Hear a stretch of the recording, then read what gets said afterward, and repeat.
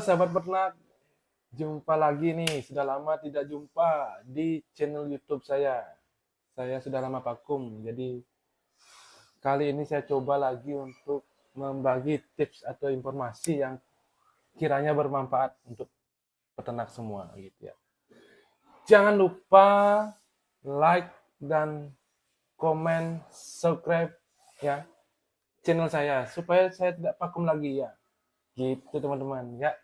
Mungkin ada beberapa tips atau tema yang kita mau bahas beberapa video ke depan. Ya, mulai dari tips atau tema yang kita bahas berikut ini. Check it out. Jadi kita sekarang membahas sedikit materi tentang genetik gitu ya, yang sudah ramai, yang lagi ramai dibicarakan di medsos gitu.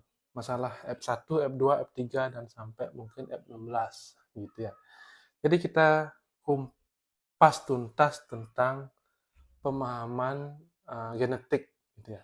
Jadi kita harus kupas tuntas hari ini, kali ini gitu. Jadi makanya mohon dukungannya teman-teman. Mudah-mudahan channel ini bermanfaat, informasi yang saya sampaikan itu bermanfaat. Mohon dukungannya melalui subscribe, komen ataupun share gitu ya. Supaya saya tidak vakum lagi karena memang kemarin saya sedikit banyak di lapangan gitu ya. Nah, materi kita hari ini adalah di masalah genetik gitu ya. Jadi kita kupas tuntas masalah genetik. Apa sih genetik itu? Gimana sih kita mensiasati atau mendapat gen yang bagus gitu ya. Yang pertama kita harus tahu dulu genetik itu apa gitu ya. Jadi tujuan membahas genetiknya apa gitu. Jadi pertama kita bahas dulu genetik yang ada di sekitar kita saat ini. Ya. Di sekitar kita saat ini, terutama saya sekarang di Bali. Jadi genetik yang ada di Bali itu kita bahas dulu itu apa sih genetik yang ada di Bali gitu ya. Untuk mempersimpel analoginya, saya ibaratkan genetik yang ada di Bali ini ibaratkan anjing gitu ya, dog gitu ya. Jadi supaya lebih mudah dimengerti. Jadi ibaratnya gini, anjing itu kan ada beberapa jenis sama juga seperti babi kan. Anjing itu kan ada beberapa jenis, Rottweiler, Labrador, Golden gitu ya. Nah, anggapan ini kita analogikan genetik di babi ini adalah anjing gitu ya, biar lebih simpel. Genetik yang ada sekarang di Bali adalah genetik yang sudah tercampur aduk berbagai ras. Kenapa bisa begitu? Saya sedikit flashback kemungkinan ceritanya mengapa bisa berbagai ras segala macam. Jadi gini, misalkan dulunya punya anjing Rottweiler dan Golden gitu ya. Kita analogikan di anjing nih. Anjing Rottweiler dan Golden ini dia kawin silang menjadi punyalah anak yang kemungkinan persentase genetiknya adalah 50% Rottweiler, 50% Golden gitu ya. Jadi punya anak yang persentasenya sekian. Anaknya mereka Golden sama Rottweiler ini kawin lagi dengan Doberman gitu ya. Jadi sudah 3 jenis nih, Rottweiler, Golden, Doberman. Nah, anaknya itu lagi kawin dengan anjing kacang atau anjing kampung gitu. Nah, anjing kampung ini anak yang terdiri dari 4 ras ini, itulah yang beredar di saat ini di Bali. Ya, anggapannya begitu kalau dianalogikan anjing. Nah, bentuk anakan yang terdiri dari 4 ras ini bisa saja dia lebih mirip Golden, bisa saja lebih mirip Rottweiler, bisa saja. Nah, anjing yang ada atau babi yang ada ini mirip seperti itu. Jadi babi ini sudah di dalam tubuhnya itu mengandung beberapa macam genetik. Ada Yorkshire, Landrace, Pitren, Duroc, dan lain-lain lah. Ada Hampshire. Nah, di dalam genetik babi yang ada sekarang itu ada gen yang itu, walaupun dia bentuknya sekarang seperti Yorkshire gitu ya. Jadi, tapi saya berani jamin tidak murni Yorkshire gitu. Nah, itu dulu kita pahami yang ada sekarang gitu. Jadi, untuk bermain genetik atau kita membicarakan genetik, ini kita harus melakukan pemurnian dulu. Jadi, kita bisa mengklaim ini adalah Yorkshire, ini adalah LY, Landis dan Yorkshire gitu. Untuk bisa mengklaim itu, kita harus memurnikan babi yang ada saat ini. Gitu. Prinsipnya begitu. Jadi, misalkan babi kita harus memurnikan Yorkshire. Kita harus memurnikan dulu dia sampai menjadi purebred Yorkshire atau GGP-nya Yorkshire. Begitu pula ras yang lain. Jadi kita harus murnikan dulu baru bisa membicarakan tentang genetik. Sudah berhasil belum memurnikan? Gitu. Tapi kalau belum bisa berhasil memurnikan, kita tidak bisa bicara tentang genetik. Jadi kita hanya bicara tentang ya genetik yang ada saat ini. Jadi biar sedikit paham mengenai genetik. Nah ini saya jelaskan, ini nanti saya share di sana di bagian video. Di sini saya terangkan sedikit masalah apa namanya piramida genetik. Gitu ya. Ini adalah piramida genetik. Nah, apa namanya? Ini bisa kita lihat di sini, teman-teman. Ini merupakan piramida genetik yang lengkap. Jadi peternak saat ini, kita saat ini di Bali terutama peternak. Ini kita posisinya babi kita ini adalah posisinya di sini, teman-teman. Di babi porker. Di babi porker. Nah, babi yang ada saat ini di Bali atau di kita, kemungkinan mungkin ada orang yang punya selain itu, nggak tahu. Tapi dominan saya lihat ini, babi kita di posisi porker ini. Jadi babi porker ini hanya bisa menghasilkan daging atau untuk dipotong. Babi pengemukan ini hanya bisa untuk dipotong gitu. Dia tidak bisa untuk dijadikan parent atau ibu atau jantan. Dia tidak bisa. Tidak bisa dijadikan parent atau ibu atau jantan. Nah, yang bisa dijadikan parent atau ibu atau jantan atau ibunya ini adalah babi yang berasal dari grandparent gitu ya. Ini adalah grandparent. Ini belum ada. Karena kenapa belum ada? Belum ada yang memurnikan. Nah, ketika mempunyai grandparent ini baru bisa menciptakan induk untuk menghasilkan babi pengemukan gitu. Jangan diterbalik. Kalau terbalik, babi pengemukan dijadikan parent sangat salah besar walaupun dia bentuknya adalah bagus. Seperti Yorkshire murni, seperti Landis murni, seperti LY murni, walaupun begitu.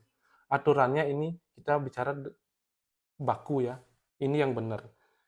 Babi porker ini hanya bisa untuk penggemukan, ingat itu. Tidak boleh dia menjadi parent. Nah, ini apa yang kita lakukan supaya apa namanya kita mempunyai parent. Kita mempunyai parent. Yang bisa kita lakukan adalah memurnikannya dulu. Nah, sekali lagi, memurnikan breed ini waktunya sangat lama, sangat mahal, apa namanya, usahanya sangat ekstra gitu ya. Jadi kita harus lakukan pemurnian dulu. Jadi begitu ya. Langkah pemurnian adalah yang satu, kita bisa jadi karena babi yang ada saat ini adalah babi porker, ya. Kita bisa mengambil materi indukan dari babi porker untuk dijadikan apa namanya genetiknya lebih pekat mengarah ke nanti GGP di sini. Minimal dia GGP. Nah, caranya adalah pilih babi yang ada di stok babi porker ini yang lebih dominan. Misalkan contoh, kita itu lebih dominan, kita mau memurnikan Yorkshire gitu ya. Kita harus memilih babi di porker ini yang lebih dominan Yorkshire. Gitu. Kita bisa pilih itu untuk materi genetik yang akan kita murnikan. Ketika sudah mendapat materi yang akan kita murnikan, indukan yang akan kita murnikan. Nah, Yorkshire ini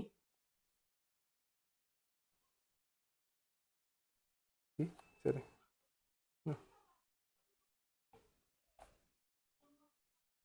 Nah, sorry.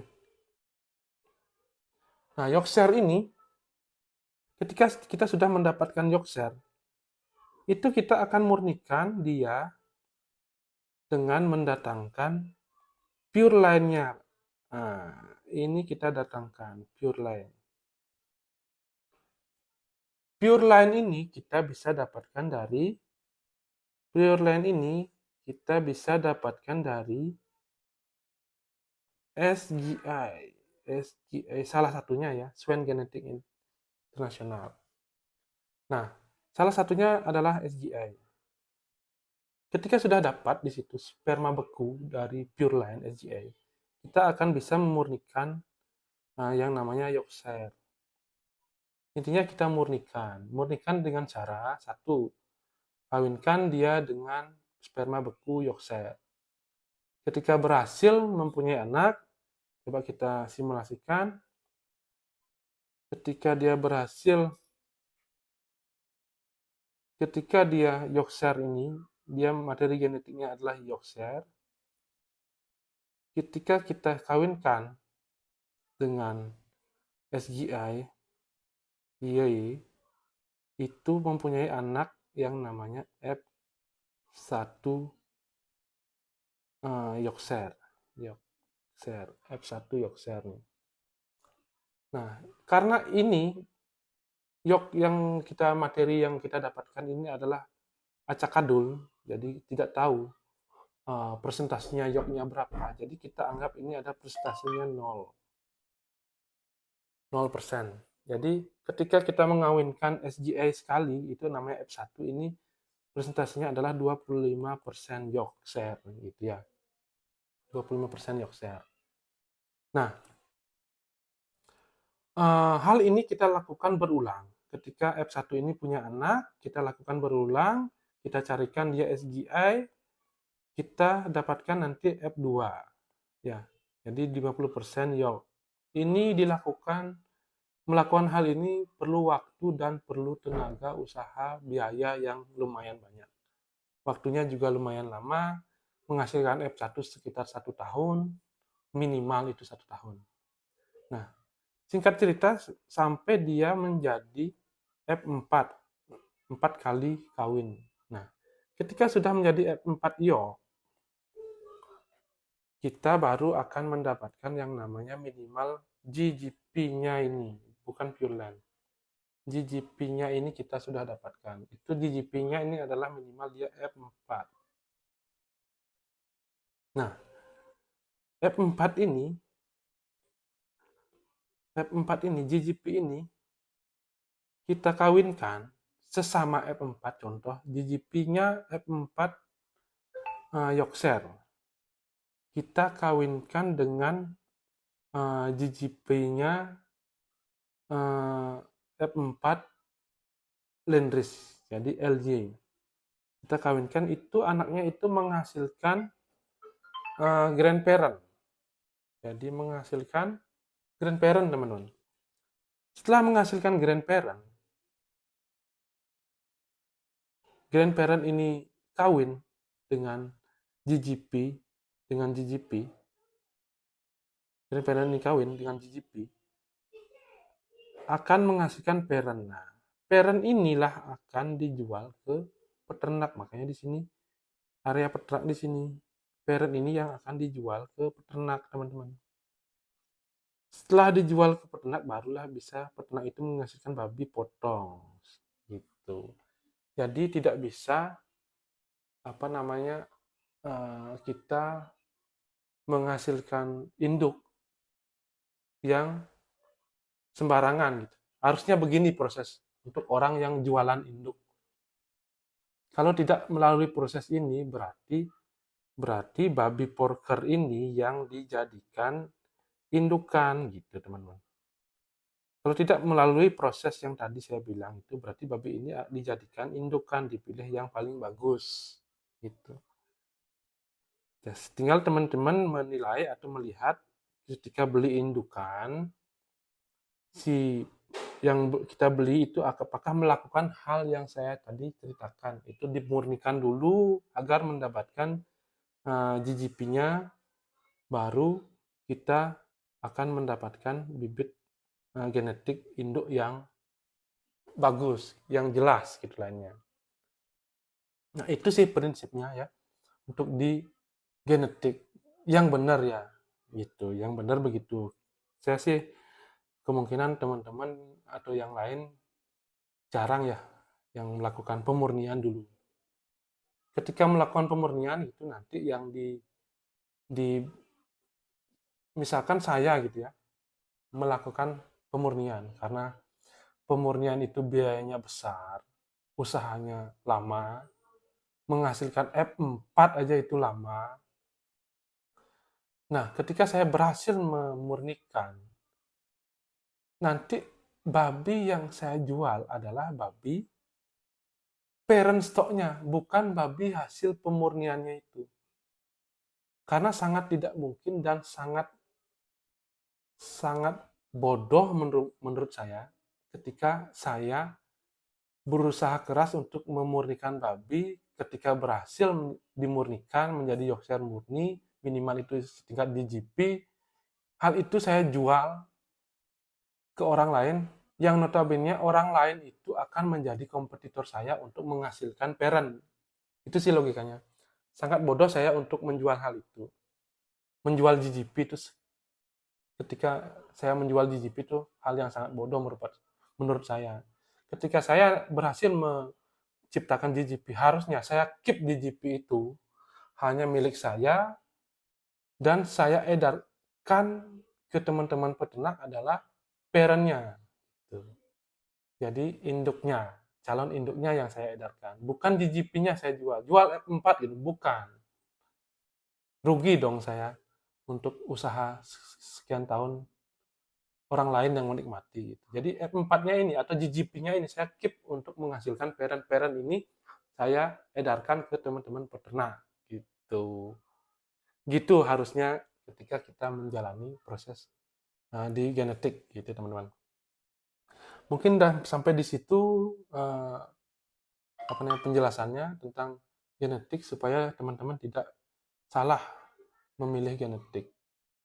Membeli babi dengan harapan genetik yang bagus gitu. Kalau memang belum ada yang menjalankan hal ini, pemurnian segala macam, setelah menjadi GGP yang dijual adalah si parent itu segala macam ya. Kalau belum ada yang melakukan hal ini, yo enggak apa-apa. Enggak apa-apa.